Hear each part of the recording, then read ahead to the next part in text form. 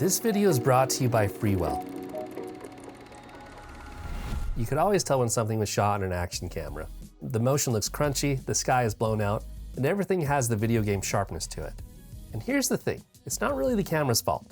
The Osmo Action 6 has a great sensor. The problem is light, and no firmware update can fix physics. So for the past few weeks, I've been running Freewell's filter kit on my Action 6. 4 pieces, a set of ND filters, a circular polarizer, a mist filter, and a full creator cage. Today I'll show you exactly what each one does to the image, and which ones are actually worth your money. Hey, welcome back to the block. I'm Roger Singh. Around here we explore the cameras, gear, and workflows that help us create. Now, quick disclosure before we get into it. Freewell sent this kit over for me to test. This is not a paid video, they had no say in the script, and all the opinions are mine. So let's start with the piece that makes the biggest difference for your footage. The ND filters.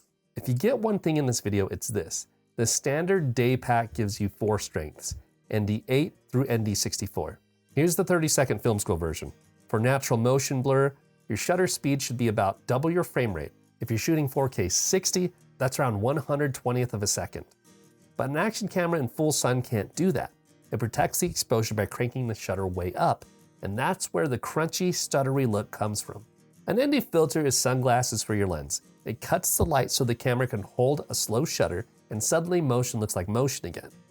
Look at this. Same scene, same settings. The only change is the filter. The blur on the left is what makes footage feel cinematic instead of cynical. ND8 is your overcast and shade filter, ND16 covers most of your daylight, and 32 to 64 are for full sun and snow. For $19, more than nothing, this is the single biggest image quality upgrade you can make to your camera. Next up is the circular polarizer. And this one does something no amount of color grading can replicate. It cuts out reflections. Point your camera at water, and you normally get a mirror of the sky. With the CPL on, the glare disappears, and you can actually see into the water. Same story shooting through glass, off a car windshield, or off wet pavement. And as a bonus, it pulls haze out of the sky and deepens the blues, so colors come out of the camera looking richer without touching saturation in post.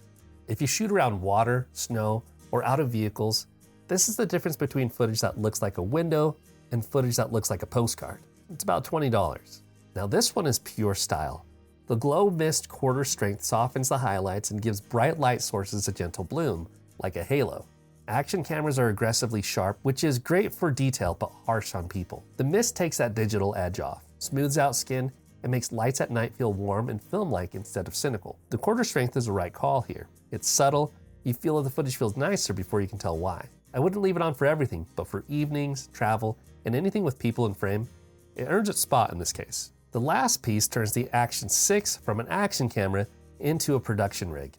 The Creator Pro cage is machined aluminum, so it adds real drop protection, and it's built around a magnetic quick connect so the camera clicks in and out in about a second.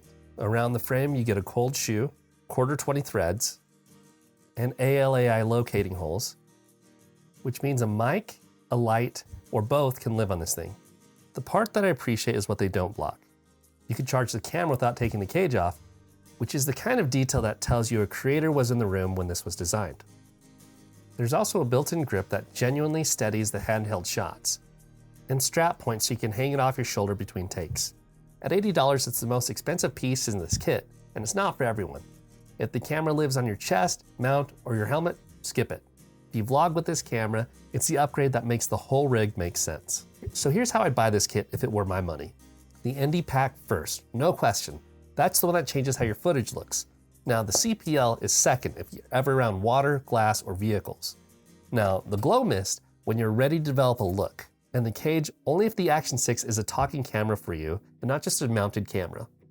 All 4 are linked in the description, and if this helped you out, a like and a subscribe genuinely help the channel. So thanks again for watching, and I'll see you in the next one.